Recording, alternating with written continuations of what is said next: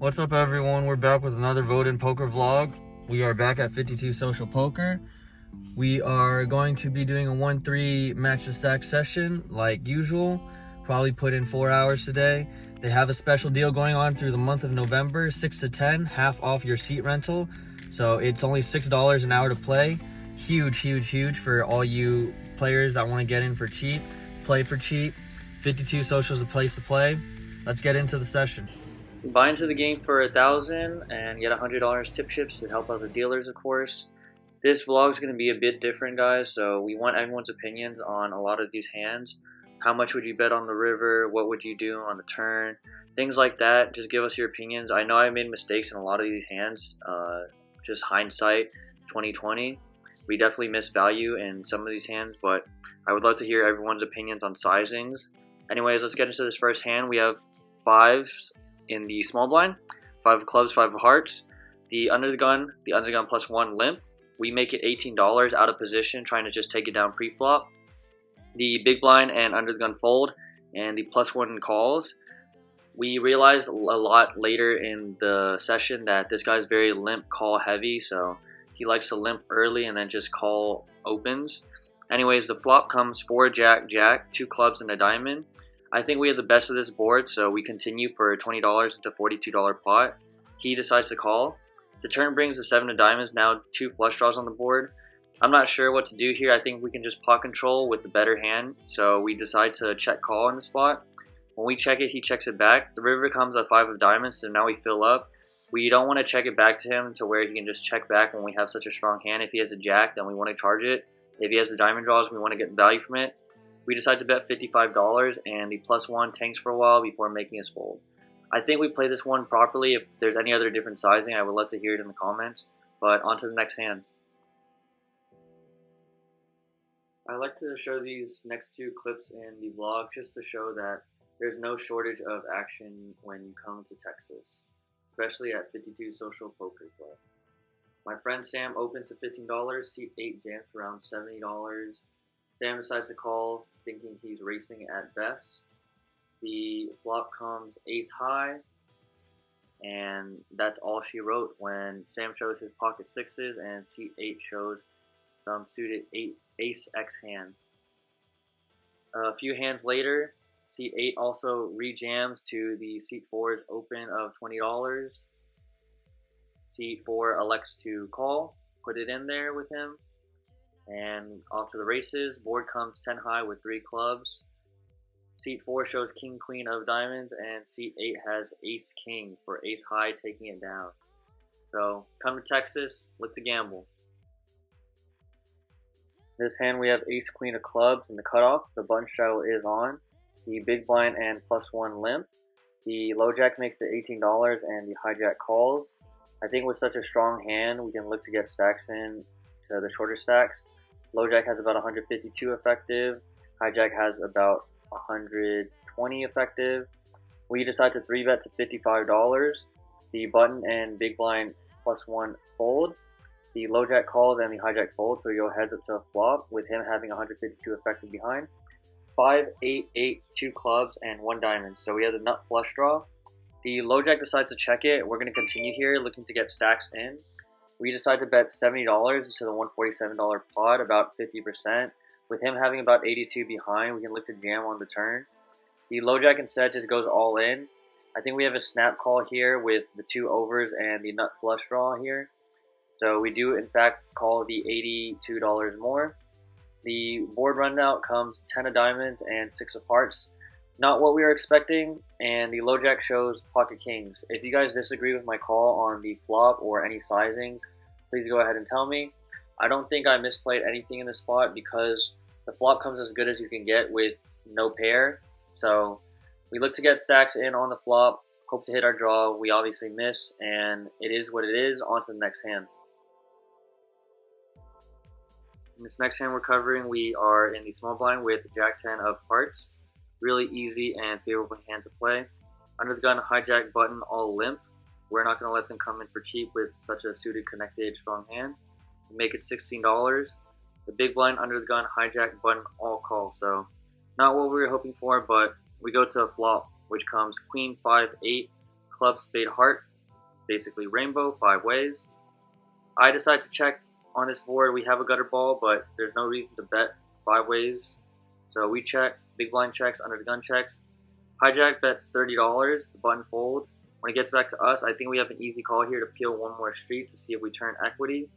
So we do in fact call with our gutter ball. The big blind and under the gun fold. So we go heads up to a turn, which comes to king of hearts. Perfect card. Now we're open-ended with the flush draw. We elect to check it. The hijack bets $50 to 140. I think here we can look to check raise to try to get the money in on the river. But in this spot, we just decided to call with our equity. Looking back, I think I like the check raise a lot more on this spot because we have so much equity turned. So we do decide to call. The river brings the 7 of spades, which is not good for us, of course. So of course we're going to check it here. If we lead out, it just doesn't make any sense. So we check it. Hijack bets 120. We have an easy fold. On to the next hand. In this hand, we have king, queen offsuit under the gun. We open for $15. Under the gun +1, low jack, hijack, small blind, all call, big blind folds. Not our intended results, but we do go 5 ways to a flop, which comes pretty decent for us. It's 8, queen, 7, 2 diamonds and a club. Pot's $93. We're going to look to charge all straight draws and diamond draws. We bet $50, a bit over 50% pot. The +1, low jack call, hijack, small blind fold.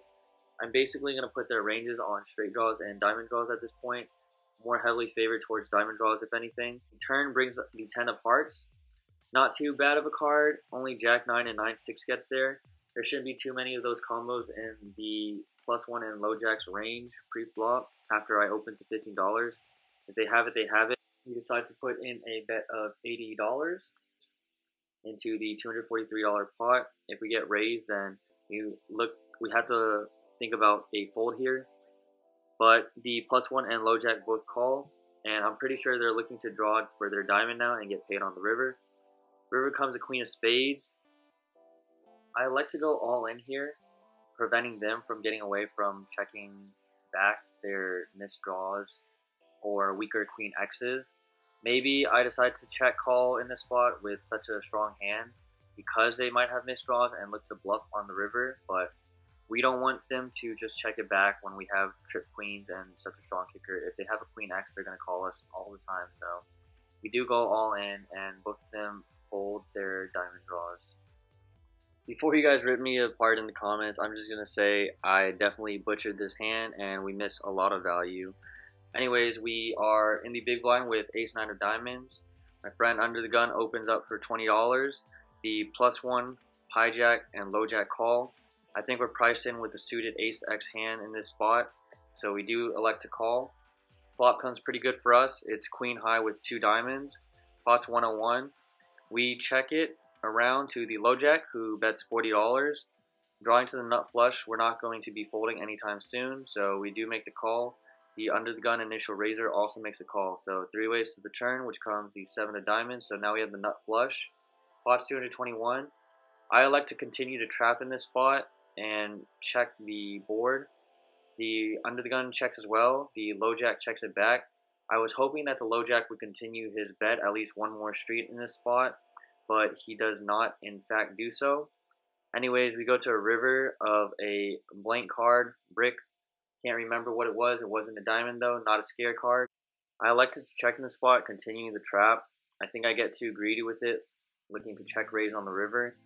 Only a check call is going to be made by some queen X hand, so we can't let the other people do our betting for us. So we should be leading here $50 to $100, looking for a crying call from a queen X hand into such a big pot of 221. But we check it, undergun checks it, low jack checks it, low jack shows ace queen, we show our nut flush, and yeah, definitely miss value, and I don't like my play here. I'd love to hear what you guys think of a sizing on the river would be to get a crying call or target the ace queen hand that he specifically had. In this next hand, we're in the button with the straddle on. We look down at pocket jacks. Pretty good to hand to have when you're on the button straddle. Small blind folds, big blind calls to $6. Folds around to us, we make it 26, and the big blind makes a call. So you go heads up to a flop, which comes queen, 9, deuce, 2 diamonds.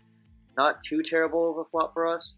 The big blind checks it. We elect to c-bet one time, $25 into $53 pot, about 50%. The big blind calls, so now we're just going to shut down, assuming that he has some queen X hand in his range. The turn brings a 6 of hearts, so the big blind checks it. We have an easy check back here. The river comes a queen of spades, which is a pretty good card for us now. The big blind decides to lead for $90 into 103.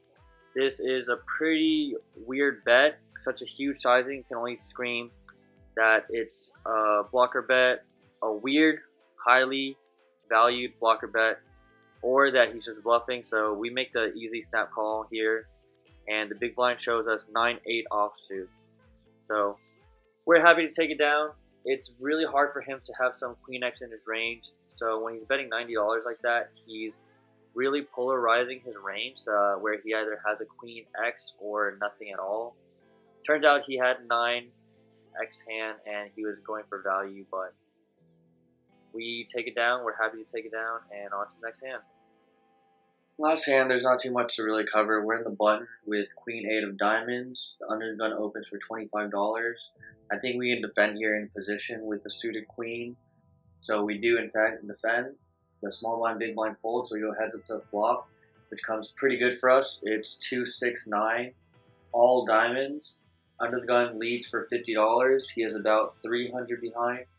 I decide to min click it back here to 100. If you guys don't like this, tell me what else you would do. If maybe you just call in and see a turn. I think there's plenty of scare cards on the turn. If he has an ace of diamonds and he open, we want to just get it in on the flop. He decides to go all in for $300 effective. I obviously have a snap call here. We run the board once, it runs clean, and our queen 8 scoops the pot. If you guys think that I should have done something different on the turn, then please tell me, and the sizing. Thanks, guys. We pick up a few smaller pots along the way, just raising, taking it down with c-bets. We had pocket tens about 5 times in this session. Pretty fun game. We were in the game for 1,100, out of the game for 1,837. So nice little profit for this session. I would love to hear everyone's thoughts and comments on the hands. And until next time, see you guys.